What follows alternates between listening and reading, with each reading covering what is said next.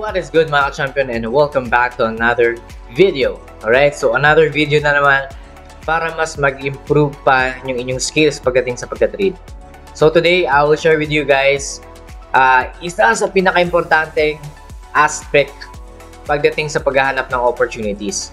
So ngayon, maraming struggles yung mga beginner, intermediate, or even advanced traders pagdating sa paghahanap ng opportunity.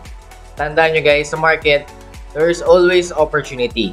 Nagkakaiba lang yan sa timing at the same time, setup. Okay? So ngayon, i-share ko sa inyo how you can look for opportunities kung anong klaseng trader man kayo, long-term, short-term, kung ano man. So, we all know na meron tayong mga tinatawag na swing trader, day trader, at scalper. So, kasi yung iba, nagtatanong sa akin, bakit siya ang dami niyang trade sa isang araw? Tapos, yung iba naman, isa o dalawa lang in a week or in a day. So again, it all boils down to utilizing your time frame at the same time, looking for opportunities at the right timing. Alright? So again, without further ado, let's get straight to the charts. Alright. So, we have here a sample chart, pound yen, GBP JPY. Okay? So, if I-flash ko sa screen, kailangan malaman nyo muna ano ba yung mga combinations. Okay? This is just for me para lang maibigay ko sa inyo ano yung reference ko pagdating sa paghahanap ng opportunity. Okay? So, meron tayong tinatawag na swing trade. Okay? So, normally, meron yung combination when it comes to time frames.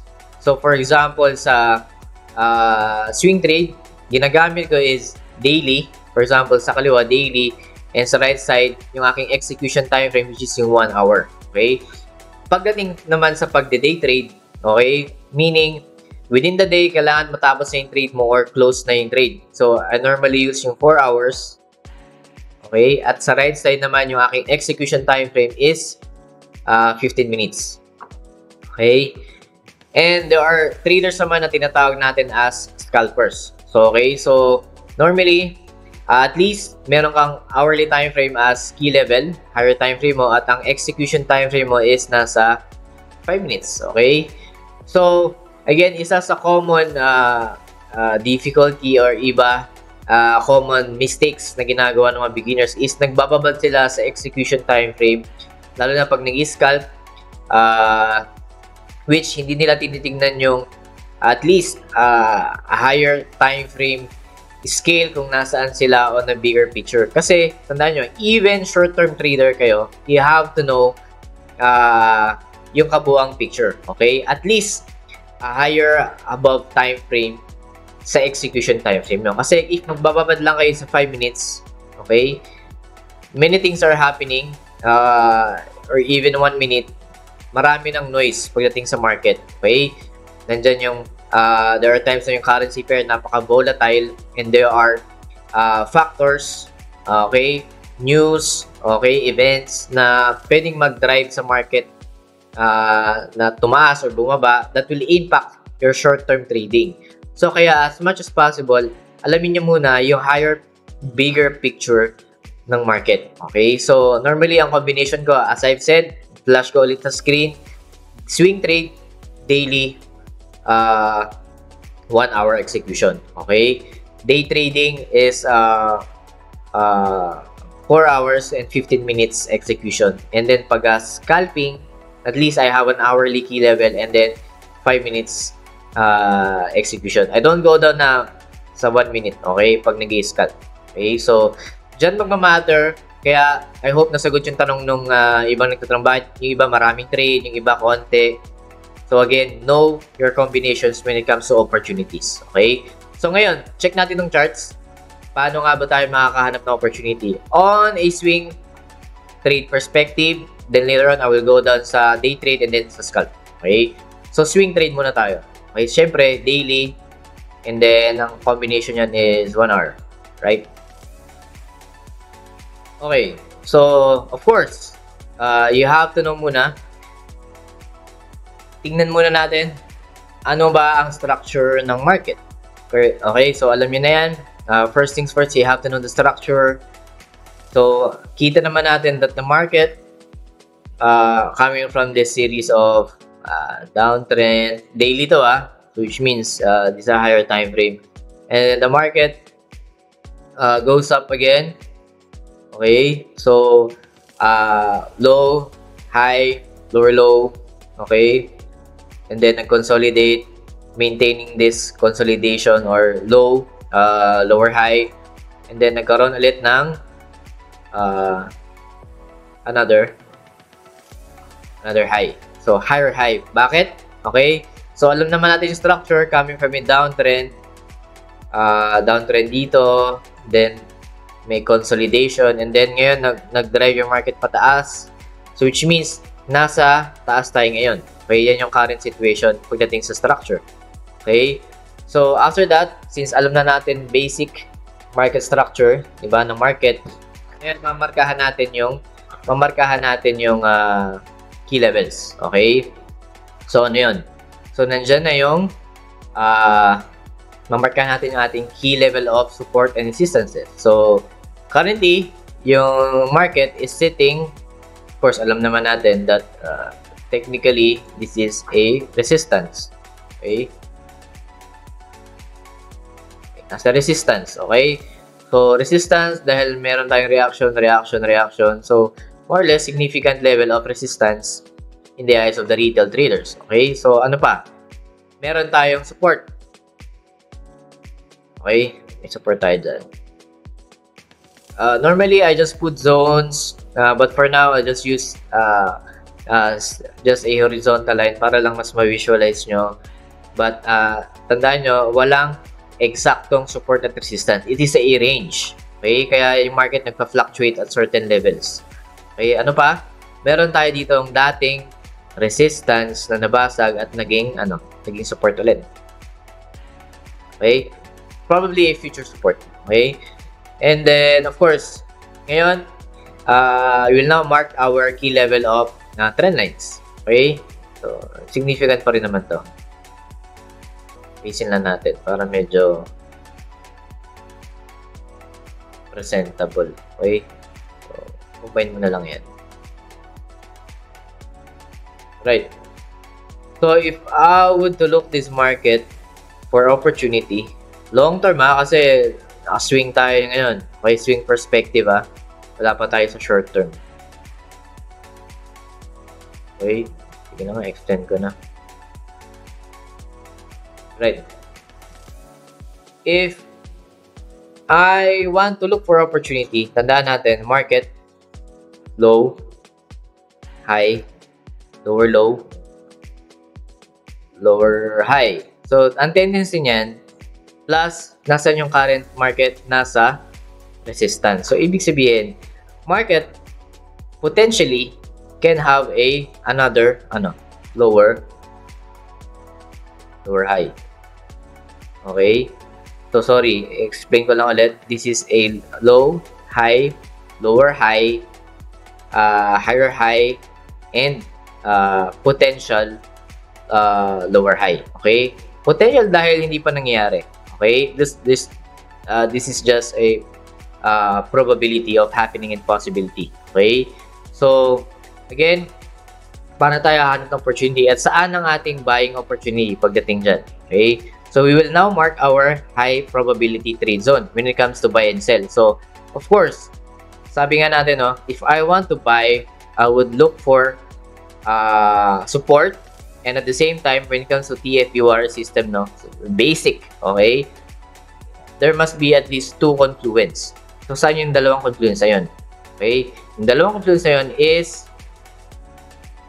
must be above this trendline support and must be above this horizontal support. So, which means, technically, I can use this level as a buying HPT zone or high probability trade zone. Okay? Delete ko na lang ito mga to. Okay? So, ibig sabihin, dito yung key level ko or HPT zone, buying area ko on a swing perspective. Okay? Yan. Okay? Ito yung high probability trade zone ko for buy long term. Ibig sabihin, buy HPT. swing perspective nasa swing perspective pa lang tayo. Ano pa? Okay? Pwede rin dito. Bakit? Tandaan nyo guys, you should be prepared, or you should be prepared for possible scenarios sa market. Kaya kapag prepared ka, kahit saan pumunta yung price, you always have a trade opportunity. Okay? So yung una is, tandaan nyo, ang current market structure is higher high. So potentially, since nasa resistance ka, walang pwedeng gawin ng price. Ang pwedeng gawin ng price is another higher low, which is potentially dito nga siya. Okay? Dito.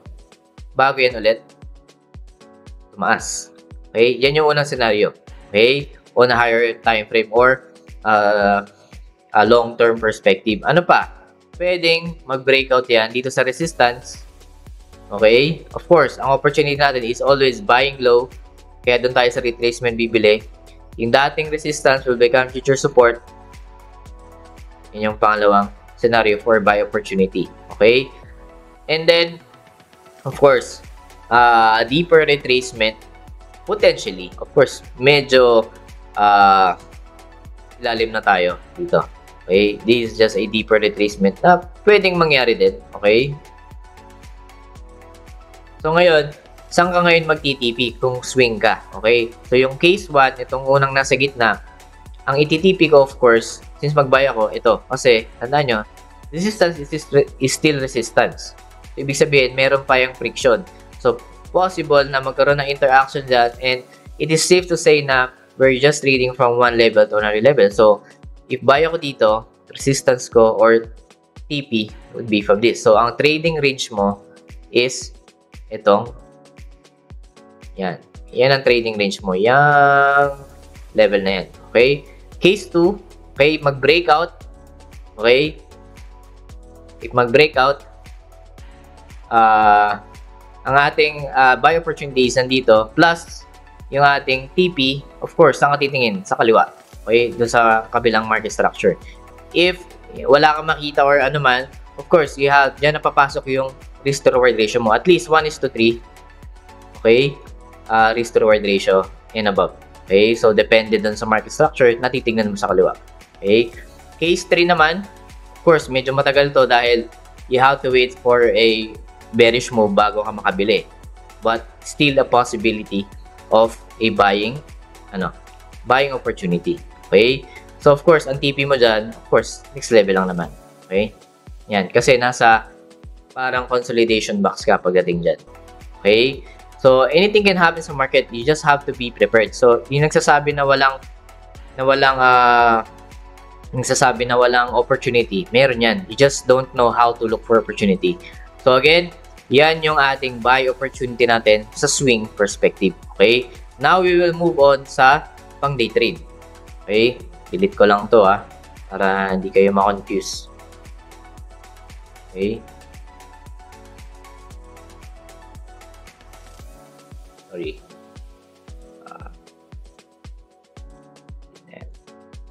Right.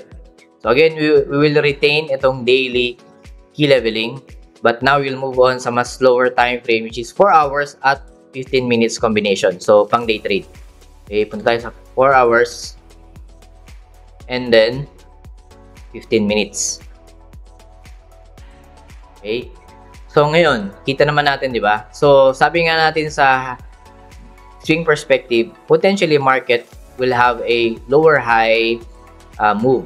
So, ibig sabihin yan, ito yung view natin sa 4 hours. So, paano ko hahanap ngayon ng day trade opportunity? Of course, dyan na magmamarka ka rin ng mga key levels mo sa 4 hours naman.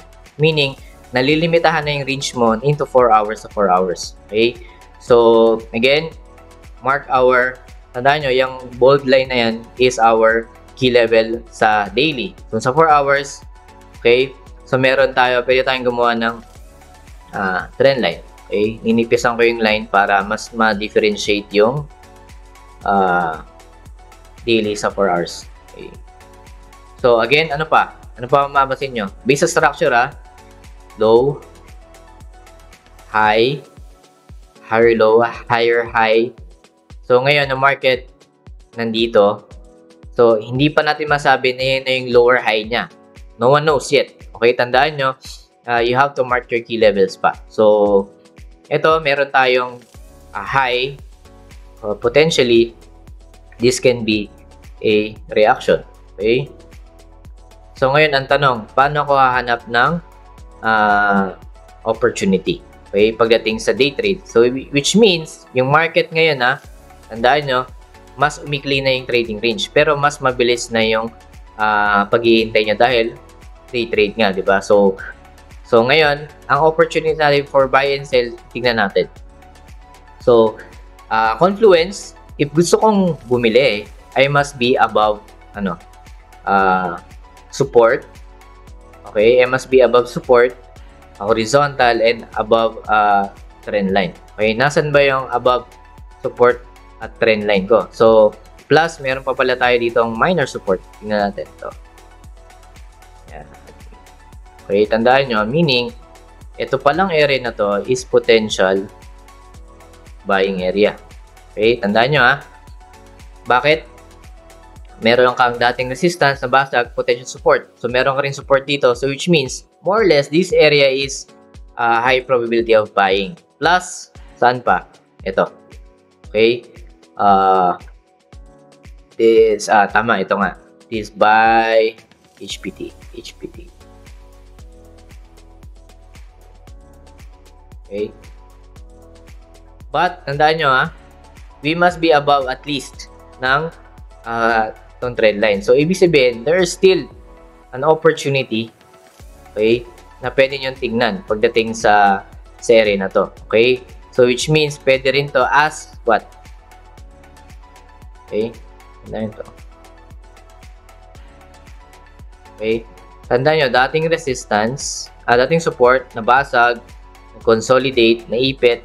So, which means, pwede kang bumili as long as you are above this area. Ibig sabihin yan, if mag-settle dito yung price at mag-correct, you can still buy, you can still have a buy opportunity hanggang saan. Yan. Yan yung case 1. Case 2 natin is, kapag ang market, okay, nag-react siya dito, okay, you must be at horizontal support, pero, tandaan nyo, okay, ang ititipi mo lang is hanggang saan? Hanggang dito. Okay?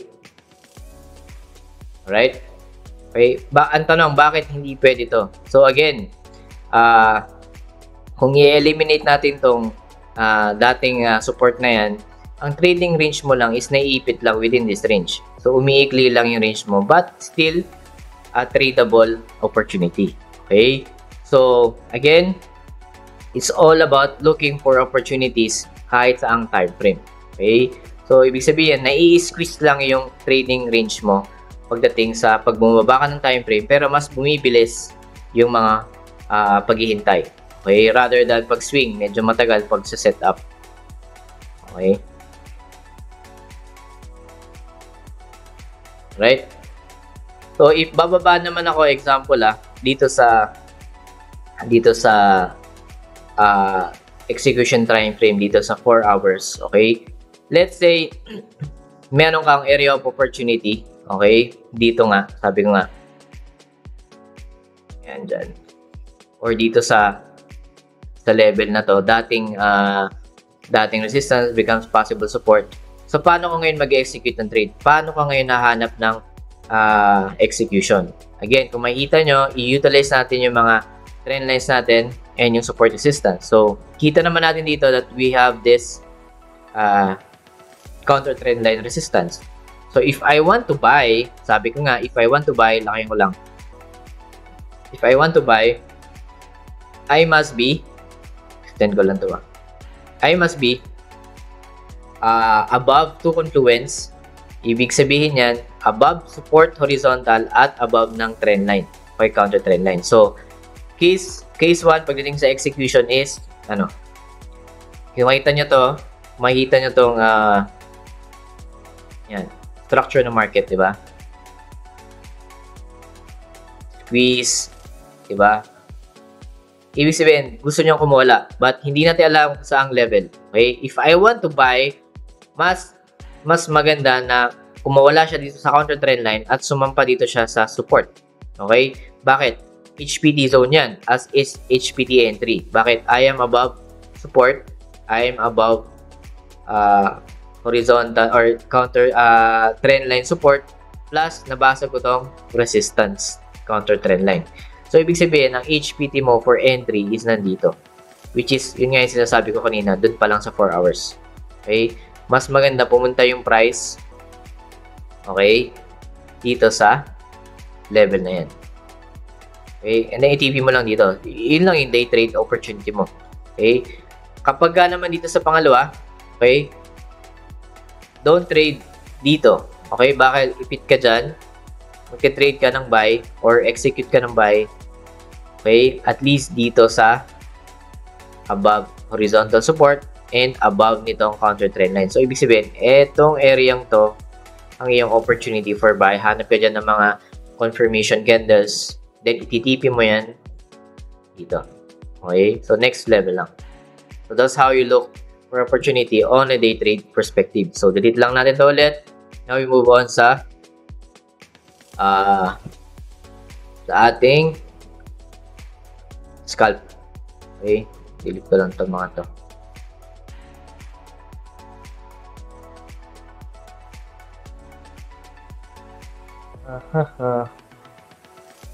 Alright. Okay. Punta tayo sa 1 hour, then 5 minutes execution. 5 minutes. Alright. Same thing. Almost konti lang diferensya. So, ngayon, again, ang titingnan naman natin, structure natin sa 1 hour.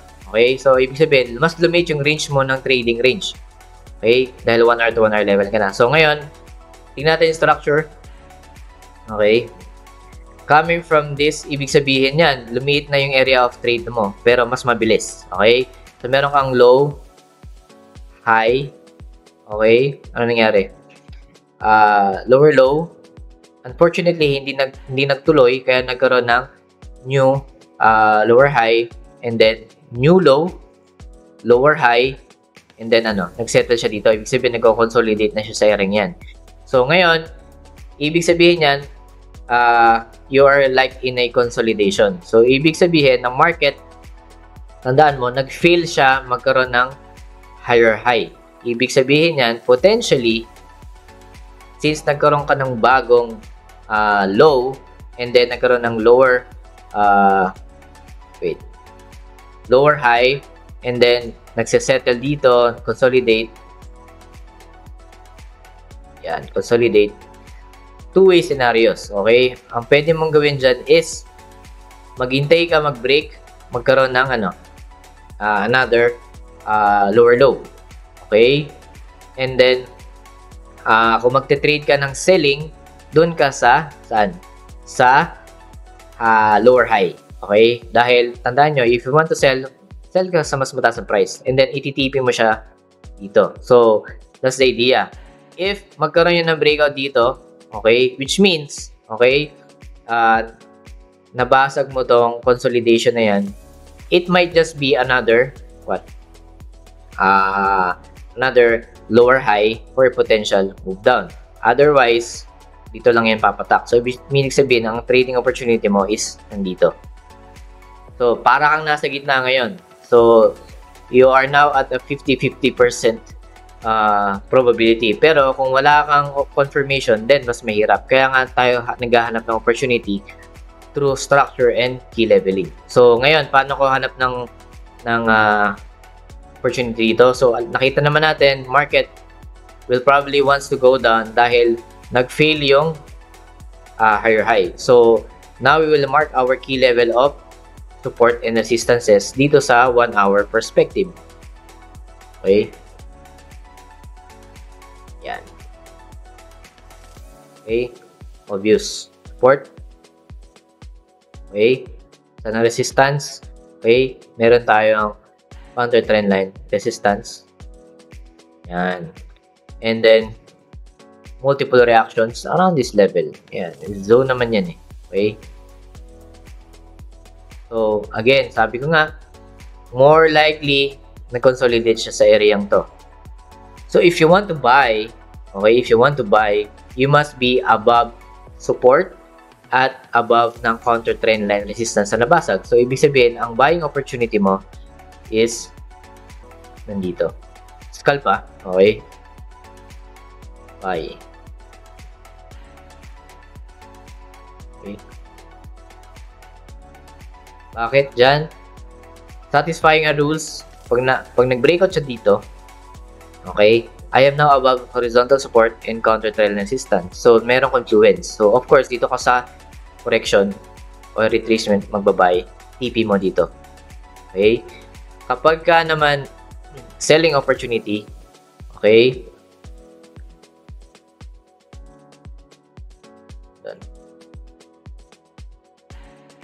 sorry. For me, I don't want to trade kapag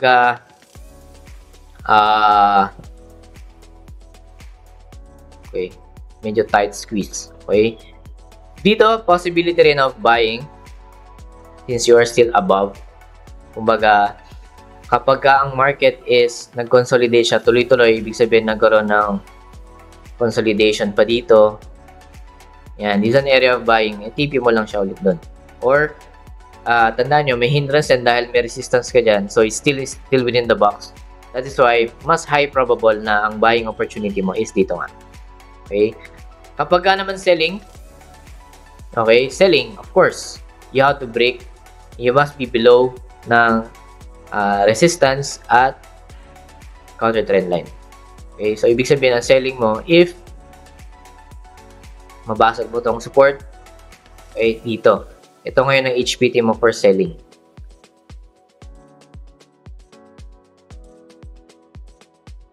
Yan. Sell.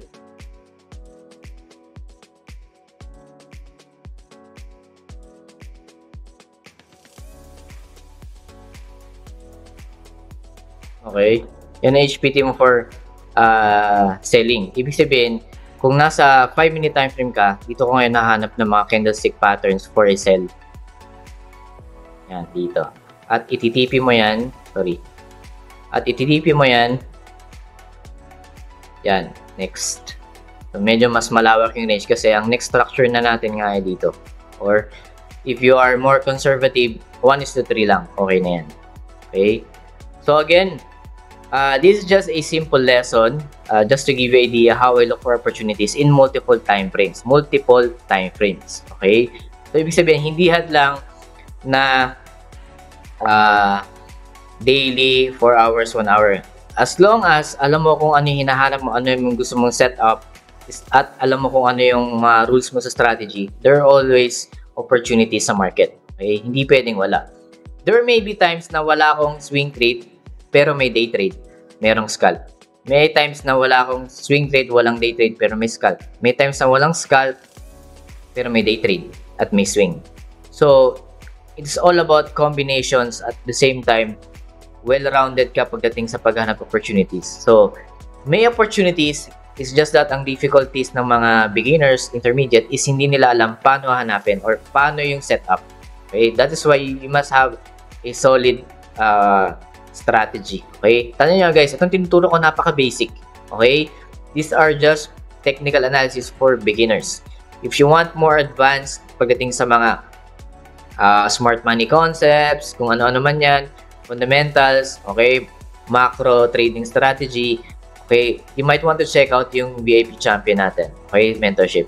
But then again, that is a one-on-one session, and nagko-conduct din ako ng bootcamps for group. So, again, depends sa schedule and your availability. So, majority naman ng mga students ko are OFWs and some nasa Pinas. But then again, they all have a common goal of learning this skill. Okay, so I'm not selling a lifestyle. I'm just teaching you guys how to be a better trader, or kung hindi ka man trader, how to be a trader if you are an aspiring one. Alright? So, again, I hope may napulot na naman kayong aral for this episode, for this session. And thank you so much again to all my VIP Champion students, new subscribers, followers. Again, you may want to check out the VIP Champion Mentorship. Just check out my page, message me, email me. you're all welcome. So I do welcome as well yung mga criticisms, constructive criticisms. Those are welcome as well. And thank you so much sa lahat ng support. And yeah, that will be it. So God bless and see you on the next video. Bye-bye. So I just want to inform and announce that our TFE VIP Champion Student private Discord community is already up. And yeah, here we have several channels wherein we share our technical trading ideas among each other. And of course, we also have our weekly trade ideas para sa ating mga weekly forecast para sa mga currency pairs. And some announcement section. And of course, since tayo ay global, of course, we have other students as well na galing sa mga ibang bansa overseas. So, here we introduce ourselves and introduce kung saan tayo galing, sa bansa tayo ngayon, OFW man o hindi. But nevertheless, this is a healthy community para mag-share ng mga trading ideas para sa inyo guys. And hopefully, I will be putting up a server publicly para sa mga baguhan naman and those mga followers and subscribers natin. Alright? So, yeah, this is just a minor announcement and hopefully guys, you can join us and make this community grow lalo na sa ating mga estudyante nag-aaral. Alright guys, so mga baguhan pa lang. But nevertheless, everyone here wants to learn, wants to make profit from the market. But as much as possible, we're all equal in the eyes of the market. Alright guys, so that would be it. So yun lang and thank you very much. Alright.